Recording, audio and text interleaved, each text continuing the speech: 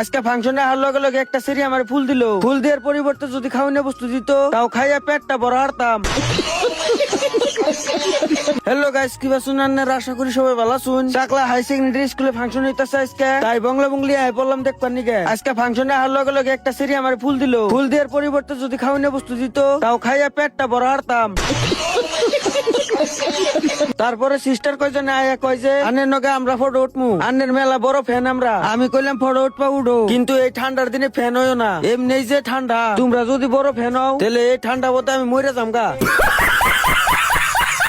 আর আমি খাড়া থেকে ছোট পুলহান ভাইবে একটা সেরি আমার বেলুন দিয়ে থেকে গেল। তারপরে দেখি স্টেজে নাটক চলতেছে, আর এই সেরি দুইটা যদি হাসা পুলিশ থাকতো তাহলে সেরা পুলহান চুরি করে হইলেও যে লেগে তো।